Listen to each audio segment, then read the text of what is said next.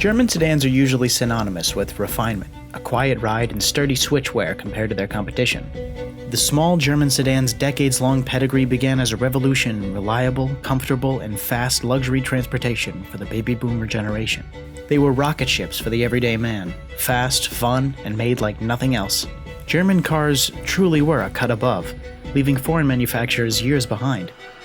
Until this. This is the 2014 Lexus IS250. It's price compatible with the German cars and has the same overall length and comes equipped with similar technology. So it's shaping up to seem like any other Japanese luxury car, following in the footsteps of the Germans but never quite cutting the mustard. This one, I would say, does. Its exterior looks, once a radical departure from Lexus of the past, now have redefined Lexus's entire design language, and this spindle grille can be found on almost every Lexus you want in production. It's aggressive and angular. I even love the way the side skirts seem to fold up into the rear headlamps. Certainly doesn't scream boring old Lexus to me. The interior is unmistakably Japanese, from the digital dashboard and even the aircon slats that resemble slatted shades, so it seems to be bringing something unique to the small sedan world of soft-touch plastics and wooden trim pieces. It seems to actually have a character. But before that, we actually have to answer whether or not it's as revolutionary as its competition.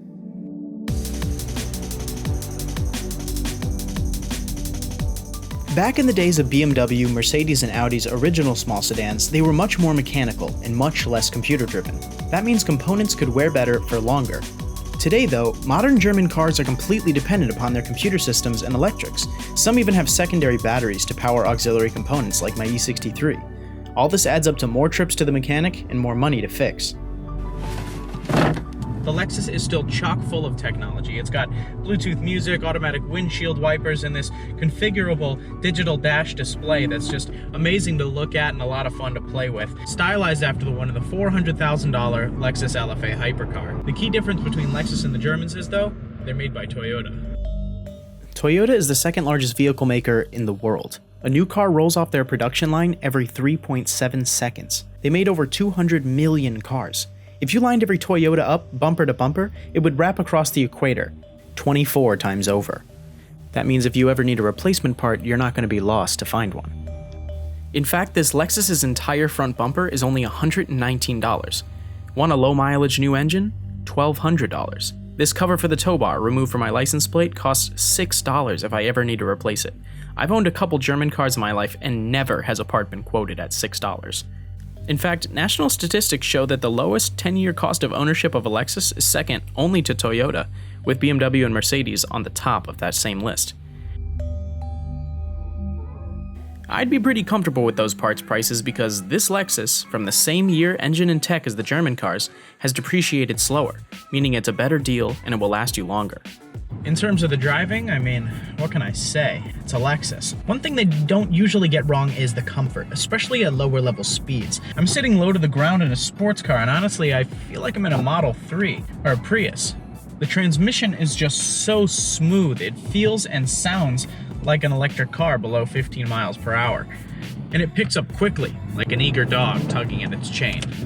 Now, the tech is all nice. I especially like how it leaves a little shadow of the past gear position in the rev counter, which brings out the kid in me like I'm playing Forza. But what happens when you put it on the road?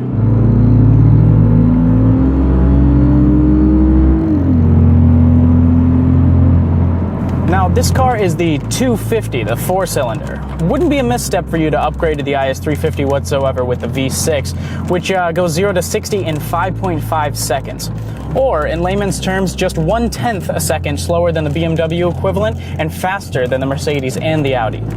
On your daily commute, this extremely capable 4-wheel drive system will leave you stunned at how docile the car can be, even when the road is icy or wet. It actually has a setting for an icy road where it will slow your revs to get better traction in lower gears, and a big center-mounted button right here to do what sports cars are designed for, turning the traction control off and driving.